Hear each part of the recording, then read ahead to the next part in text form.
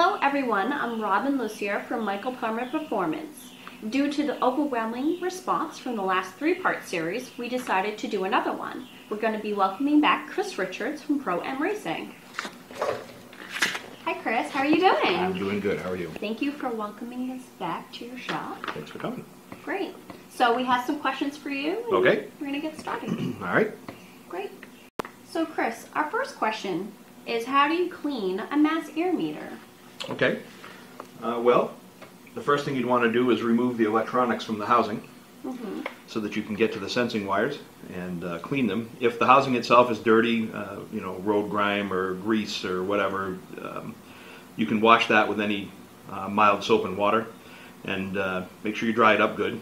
And then when you're done with that, you take a pipe cleaner and fold it in half, wet it down with some either brake clean or carburetor cleaner, and then very gently go down inside and scrub those sensing wires and get them good and clean. They're clean when they're nice and shiny silver. If they're covered with carbon, you got to scrub it some more, but be gentle. Make sure that you give it a chance to dry before you put it back together and put it in the car, and it should be fine. Well, I have heard online that you could use a Q-tip to clean it. Is that correct? I wouldn't do that. Q-tips can leave behind strands of cotton, and that strand of cotton will burn up on the sensing element when you turn the key on, so I would not do that. Okay, that's good to know. Thank you. Chris, is there a recommended distance a mass air meter should be spaced from the throttle body? Yep, as a general rule, really anywhere from 6 inches to 6 feet is fine. There are cases where you can put a mass air meter right on a throttle body. We actually have mass air meters that are made to do just that. We actually do have a case where a customer placed his mass airflow meter approximately 20 feet from the throttle body. And while that required a little bit of special tuning, it actually does work pretty well. So there's exceptions to the rule, but as a general, you'd want to keep it between 6 inches and 6 feet. Okay. But would there be any negative effects on connecting a mass air meter directly to the throttle body? There can be. The ones that we make for putting on the throttle body are made specifically for doing that.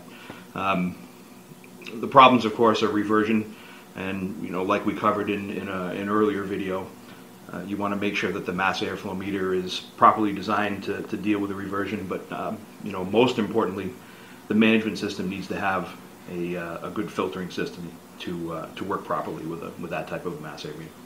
All right.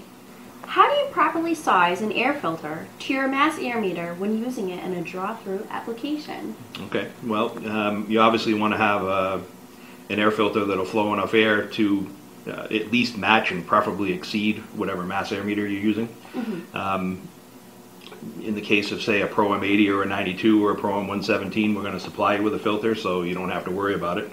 But again, generally speaking, a filter that's a bit oversized for the application, you really should be taking into account the engine's horsepower as well. You want to have a filter that is, again, exceeds the needed airflow, because as the filter ages and begins to get clogged with road debris, it's obviously going to flow less air, and so we want to, account for some of that. We don't want a filter that'll support a 500 horsepower engine, and then 2 months down the road it's partially clogged and now it only supports 400 horsepower. So let's oversize it a bit. Okay. Great. Chris, can I go too big with my mass air meter? And what are the pitfalls or disadvantages of that? Okay, yeah, you can. You want to size a mass air meter appropriately, much like you're going to size an air cleaner or an intake manifold or a throttle body, appropriately for whatever amount of horsepower you're making. The disadvantage of running a meter that's too large would be you wouldn't have a sufficient amount of airflow through the mass air meter at idle to get a good reading. So, let's say that we've got a stock 2 1/4 horse Mustang.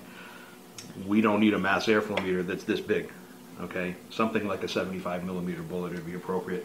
That's good for up to 550 horse. Pro M80 is good for 800 horse. 92 is good for about 1200 horse. And this thing belongs on the drag strip. Okay? Don't put this on a street car making 200 horsepower. Okay? Great, thanks.